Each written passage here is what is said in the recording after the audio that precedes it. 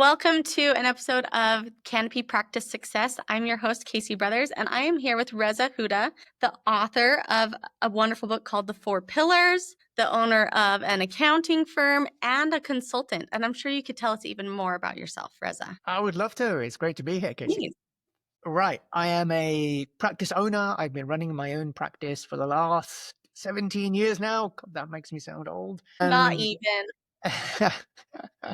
And I also coach and mentor other practice owners on how to build an accounting firm that gives them time, money, and freedom. Okay, those are three big things. Do you like one of them better than the other? Time, money, or freedom? Oh, good question. Yeah. I guess we all start a practice to get freedom of some kind, because generally as a practitioner you start life as an accountant, you work for a firm, you get your qualification, a CPA, etc., and then you think, I don't want to stay here to get to partner in 10 years time. I can do things differently. I want freedom of my time back. I want to be able to do the thing that I love. And therefore you go off and either you buy a small firm or you set up on your own. So I think every practice owner has that vision of using the business as a vehicle to create the life that they want, to give them the time, money, and freedom that they want. So what do you say to those who don't realize that the structure of the industry that they're in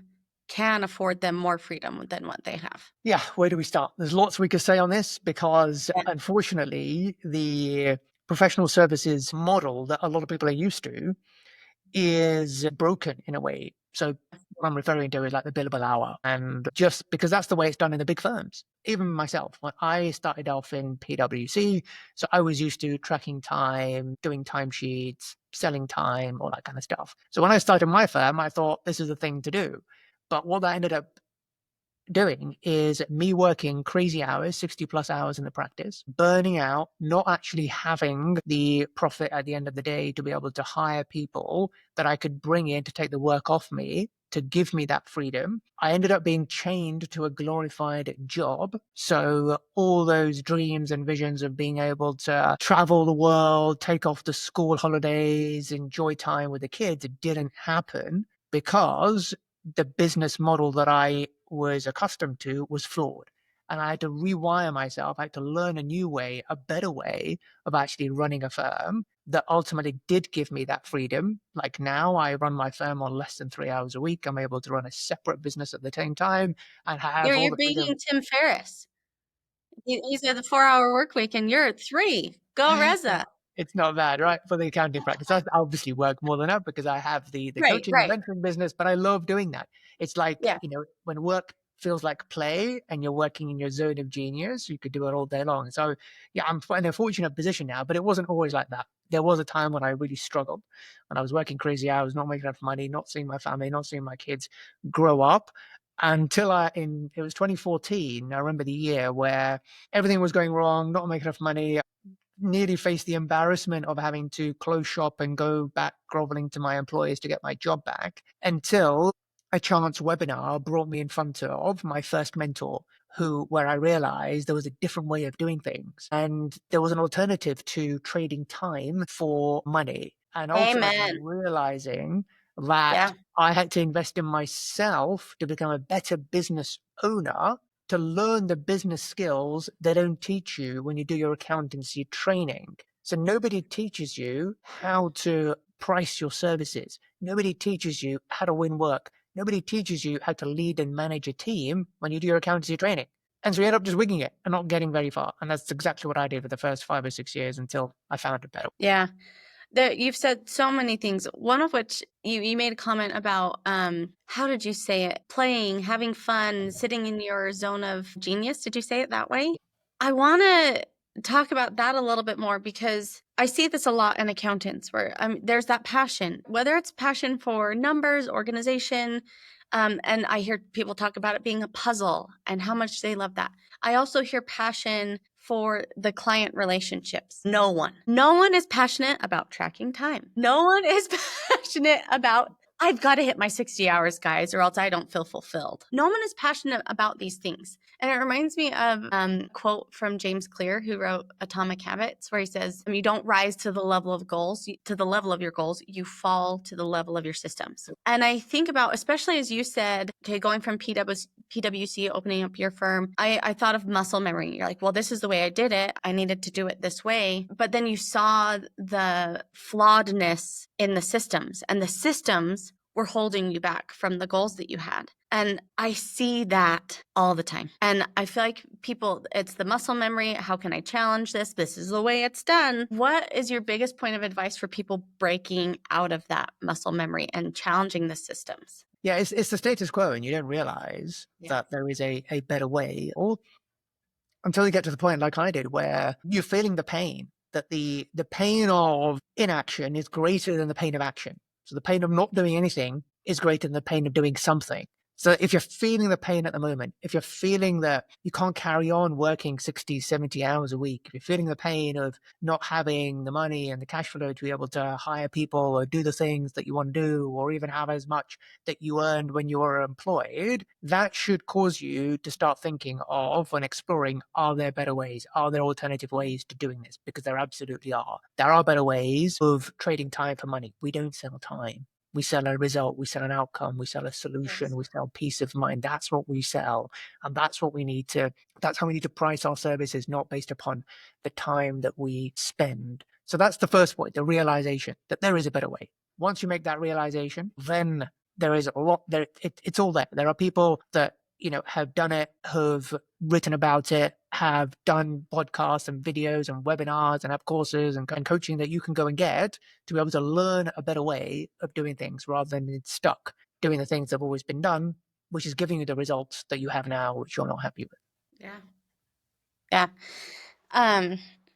Okay, you said a few things in there, one of them being also the way you price. We've already talked a little bit about time, and I liked how you just put it about we're not selling time. How often do you say it that bluntly all the time, and do people push back on you? I've been saying it for a long time, so I get less and less pushback. But I appreciate that the problem and the prevalence of still selling time in the US and Canada is still a thing, as opposed to the UK have, since cloud revolution software has been happening over the last decade, more and more firms have moved to the fixed fee model. So it's less of a problem now. I get it less in the UK, but I still hear it in the US and Canada. So I guess, we can start there in terms of, if someone's listening to this and thinking, okay, so what do we sell then? Well, if you think about it, what are we trying to do? The way we are, although you think you're selling time,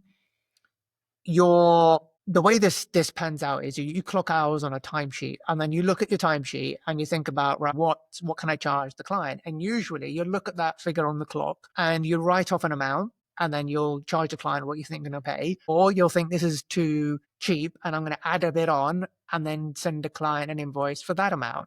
So if we are just making this all up, and if we're only ever going to charge the client what they're willing to pay, what's the point of all these shenanigans of recording time, writing off time, charging time? It's all a waste of time. Ultimately, agree with the client what they're willing to pay before you do the work, and then start the work. And actually, you can get paid faster, because if you can agree it in advance, there's no issues about having to wait 30, 60, 90 days to get paid, because you can actually get paid at least half of it up front. And ultimately, now we get paid in advance for any new project. If you're not paying monthly, I can get a fee now. And all I need to do is say to the client, look, if you pay in advance now, you get a 5% discount. Or you could spread it across your financial year. So either you're paying in line with your financial year, or you pay in advance and you get a little bit of a discount. And then they have a choice. When we're given choice as a customer, we feel in control of the buying process. And you as a seller are more likely to get a better result when you give choice to customers. You just said a lot of really great things. And I love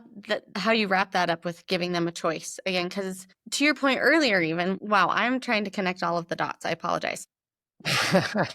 But this is something we talk a lot about on the podcast, is like, just because you've gone into accounting, you understand this big element of business, doesn't mean that you're trained on sales, on marketing, on operations, on pricing strategies, on all of these things that still make up business acumen, running a healthy, strong, profitable business. And one of those being selling. And to your point about giving choices, there's just so much more. Okay, let me put it this way.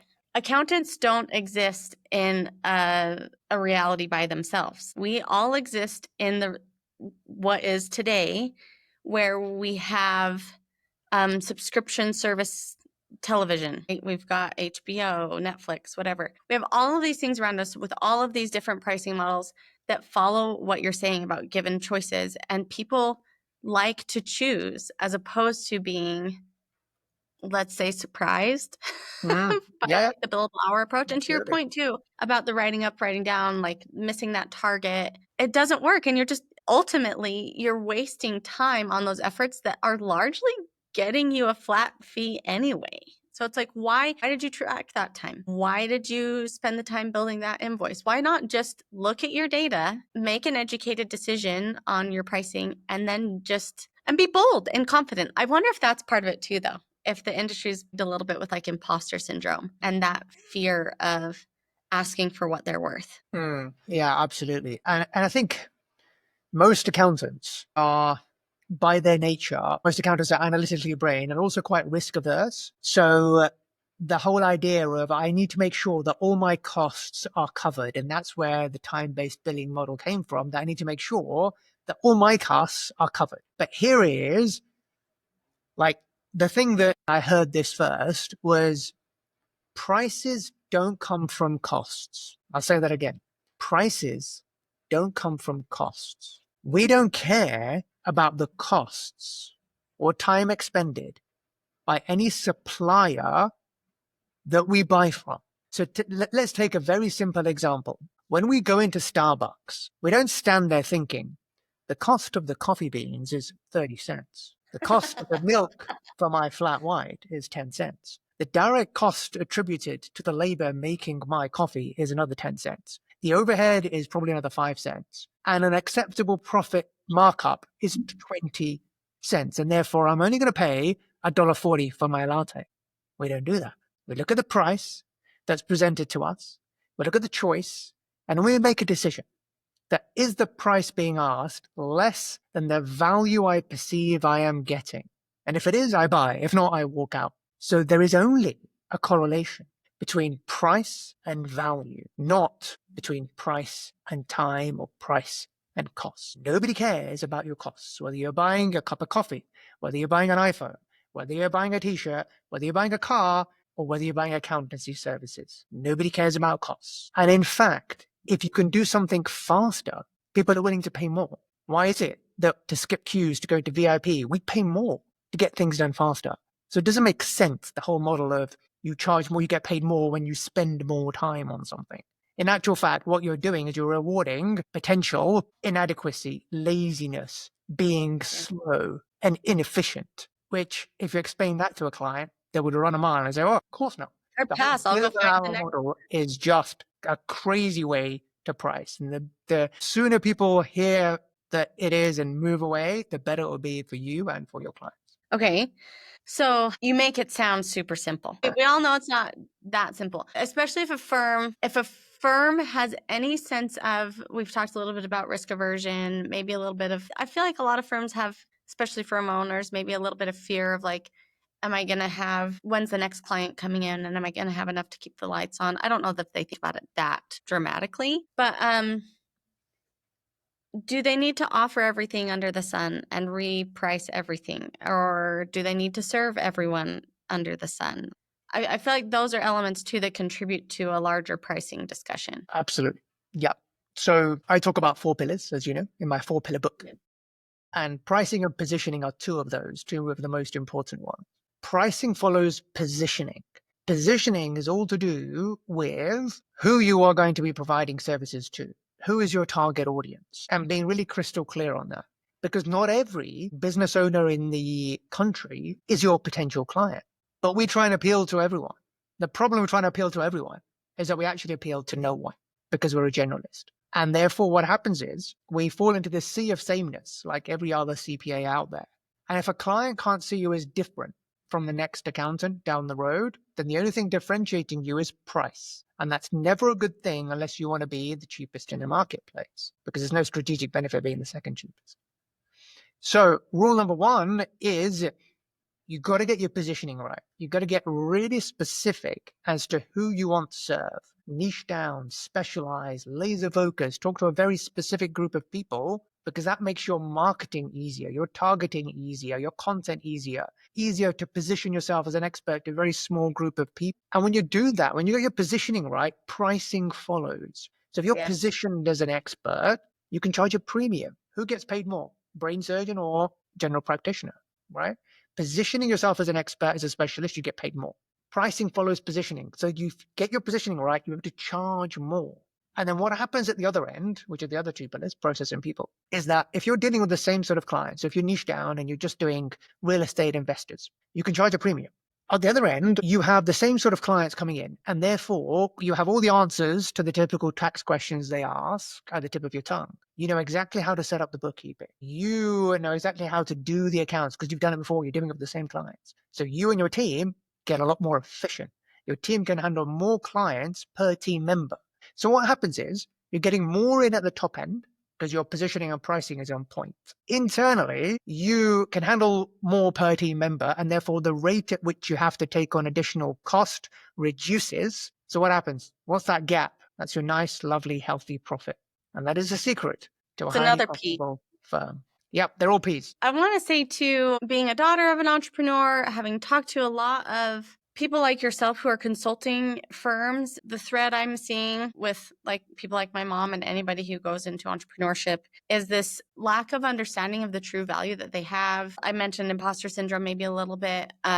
You have every right to charge what you're going to charge, especially as you double down and become an expert. And don't feel bad about becoming an expert, about being able to do things faster, because all of these things compound on one another. It's not just like a multiplicative effect, it's an exponential effect. And you shouldn't feel bad that your price reflects that you are then able to do things faster and better because your knowledge is so deep in real estate, in salons, in whatever the niches are you're going to serve. Because again, it's the outcome that you're selling, and you can drive a better outcome the more of an expert you are. Absolutely. And at the end of the day, the world rewards you for the value you bring. And the value you bring is in the problem you solve. And the bigger the problem you solve, the more value you bring, and therefore the more you can charge. So focus on what are the problems you can solve for a very specific group of people. And once you've specialized and niche down, it's much easier for you to pick out what those problems are and to become everything to someone rather than something to everyone.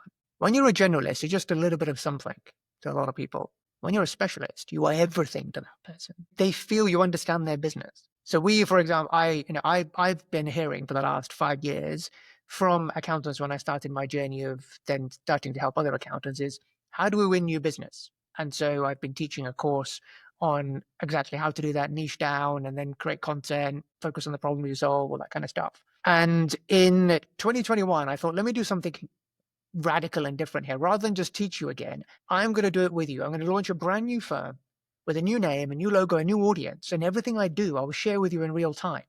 And the promise of the course was 0 to 100K in 12 months. So if we didn't get there ourselves, it'd be serious egg on my face. So 2021, I launched Capture Accounting, accountants for content creators and influencers, so YouTubers, Instagrammers, TikTokers of this world. And everything I did, I shared with the audience. Thankfully, we got to the required number in 9 months. But now, Capture Accounting is the fastest growing brand in our practice. Why? Because we started off with getting clear on the who, getting really clear on who we serve, niching down, focusing our efforts, just speaking to that target audience, and then leading with value. And time and again, when people approach us, because we've put out so much content now, blog posts, etc., YouTube videos that people consume, people are looking for answers. In every specific industry, there are about 5% of people ready to buy now in any niche. And what they're doing is they're looking for solutions. They're going to Google, they're going to YouTube, they're trying to find out answers because they're not getting it from their current accountant. So they're looking for answers. So if you appear in those places and you appear as the person who's generated content around solving specific problems for that particular sector, they're automatically going to see you as the solution to their problems and then get in touch with you. And every time we get an inquiry, a call booked with us, one of the questions I ask is what motivated you to get in touch? And time and again, 90% of those will be looking for a specialist, want to work with a specialist content creator accountant. My accountant doesn't understand my industry. They have to research the questions when I ask them. They don't understand my business model. This is what prospects are telling you. This is what real clients are telling you. They want to work with specialists. They are not getting answers from generalists. So you become the specialist and people will seek you out to work with you. Experts get sought out. Wouldn't you rather be the expert than having to go and hunt every time you want a new client? You want people coming to you rather than having to go out and fish for clients every time you need a new client. Yes. Okay, I kind of want to take a sharp left turn here because we're talking a lot high level. I do want to encourage everybody to read Reza's book. And these 4 pillars are huge. I have never heard someone articulate it as clearly as you have, Reza. And I'm being very genuine when I say that. But I want to take a hard left and turn to like really specific application here. For the most part, I'm going to assume that listeners already have an accounting firm. They're not starting capture accounting today or tomorrow. Mm-hmm. They're not having to identify an industry or targeted client net new.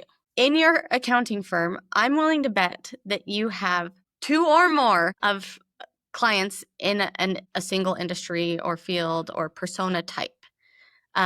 So you already have some base level of understanding of a certain industry. Scroll through your client list, figure that out, find that, make sure they're also people you like, make sure, there are lots of things that you need to evaluate.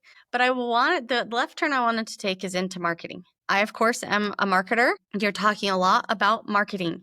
And we've already said that these accountants don't know how to do a lot of this other business stuff around the outside of the skill that they actually have. And so I wanted to double down on this because of AI. And the barrier to entry here is so low for people who know nothing about marketing. And we talked a little bit about this before we actually hit record, and how you feel like AI is really going to disrupt a whole bunch of things. How are you using AI in your content marketing? Or are you? Yes. Okay, I figured. I made an assumption, but then I was scared because you didn't answer right away. Yeah. No, I am using AI big time, and it's something that I'm encouraging all the members, practice owners in my community to start using because it is a superpower. And AI is not going to replace our jobs. It's not going to replace accountants, but people using AI will. So get onto AI as soon as possible. And for me, the biggest use case at the moment is in content generation, is in marketing. Now, I am used to writing I have been used to writing my own stuff for a long time. I wrote a book. I've been using my content, writing my content on LinkedIn. I've been posting daily for the last 5 years. So I've written a lot of content. And just recently, the last 6 to 12 months, we've been training an AI to write like me. And for a long time, my team generated stuff and I was like, nope, still AI, sent it back. Now the table has turned. In the last few months, AI is generating stuff better than I can do it. So now it's coming to me, I'm like, wow, this is even better than I can do. And it's my words, my style, because if you can pump it with stuff that you've already done. So I've got lots of podcasts, lots of webinars, book. It can speak like me because you can just say, write in my style. And it's in its knowledge base. It's got stuff that I've already said, that I've already written. Now, again, I don't want people to feel discouraged that they can't do that. And that's okay. No. And I'll give one very practical example. I gave it earlier to my members as well, which I appreciate. Not everyone will have lots of podcasts and webinars like I may do, right? But this is one thing that you do have. Right? So level 1 of AI use is this. Everybody can do this. Get an AI note taker. There's lots of them out there. There's Fathom, Alta, Fireflies, etc. Use that AI note taker when you're having Zoom calls, team calls with your clients and prospects. Take those transcripts, and those transcripts will give you the ability to get AI to write in your style. So you plug those transcripts into Claude or into ChatGPT, and not only can it write in your style, but you can use those transcripts to generate content for you. Because within those transcripts, you will have prospects asking you questions. You will have prospects telling you what their problems are, what their pain points are. So what you do is you just tell AI the transcripts from calls that I have received from my prospects. I'm an accounting firm owner. Generate me 5 LinkedIn posts that I can put out to attract more prospects like this. Use my style of writing, and boom, suddenly you have content, LinkedIn posts, blog posts. Over a course of, another thing we do is we specialize in helping people move to Dubai from the UK, and we do paid consultations. We've done about 60, 70 of them. We take those transcripts, we put it into ChatGPT.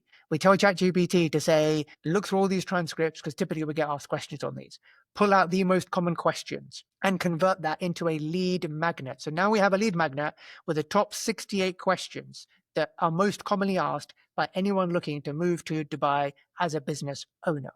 That is a lead magnet we can now put out on LinkedIn, etc., to get email addresses in, nurture sequences. It is just blowing my mind what AI can do now with content generation, marketing. Yeah, and with that, I actually do want to take a step back and just call out that word of mouth is not how it happens anymore. And you probably don't know it. And a lot of, at least accountants in the US, again, like finding business isn't hard because there aren't enough accountants to go around. And so a lot of them aren't marketing. Even for quite some time, it was illegal to market. I don't know the entire history around there. Anyway, there's a lot of things that I think accountants are still breaking down and tearing apart and then trying to rebuild when it comes to marketing or understanding marketing and all of that jazz. I think this understanding your ideal client profile is a big one. It's something I've talked about a lot. But I just wanted to double down on the fact that like people aren't talking physically, organically, texting, emailing, and say, hey, you should go find this accountant. They're not doing that anymore. The internet is such a prolific tool in terms of finding exactly what you need, especially with what is now being called zero-click search, where you can type into the bar and you see that AI summary of whatever it is that you're looking for. And the thing is, you don't know just how many people are doing that. And that's why what Reza is talking about right here about building this content, answering questions is so impactful because it gets them in front of the exact person that they want to be found by without you guys doing, to your point, the fishing. They're coming and finding you because of the content you're writing. And again, I loved that idea about using transcripts. If you haven't written a lot, there's still ways to help train it on your voice and the way you speak. I do want to call out security too here. If you're purchasing, you're not using the free versions, you are just fine to upload those transcripts and train it. It's not going into the larger model and training the whole internet. It is something that is still serving you specifically.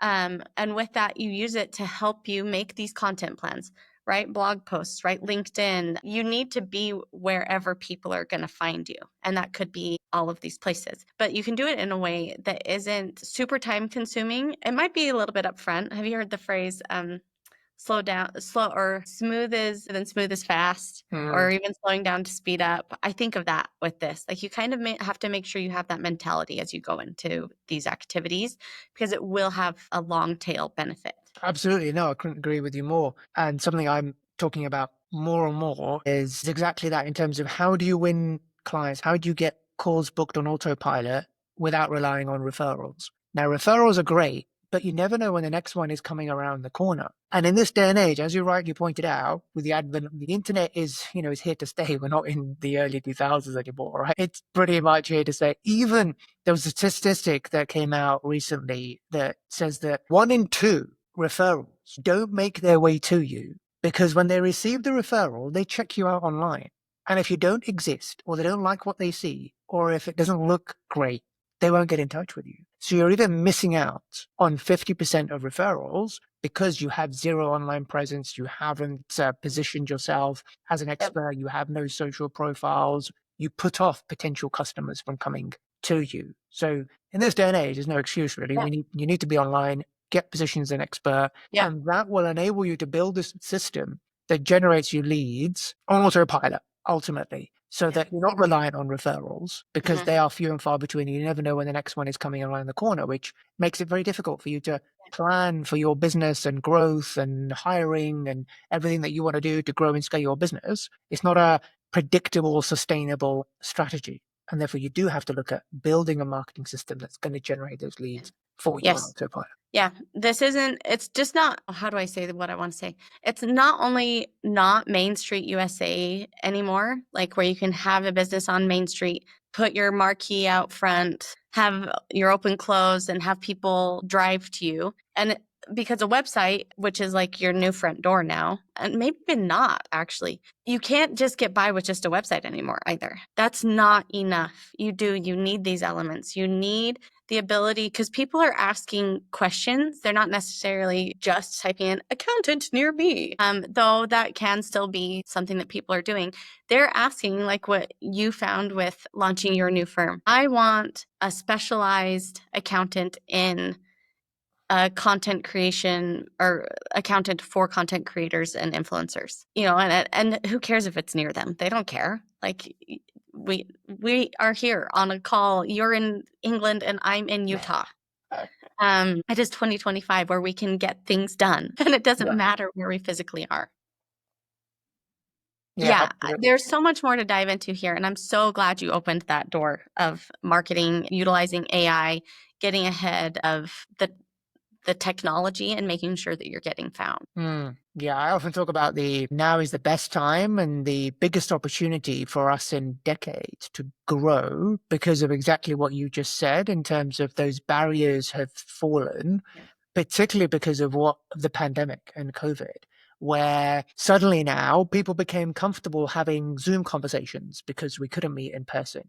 Clients became comfortable sending you things electronically, and they could because of cloud software. Your offices were closed, which means that if you get your positioning right and your messaging right, then you can attract business from anywhere in the country because of this societal shift that took place in the pandemic, which otherwise may have taken 5, 10 or more years, but it happened in the space of a year because of the pandemic. But that's a huge opportunity. It's a silver lining for us to grow our firms without having a physical presence.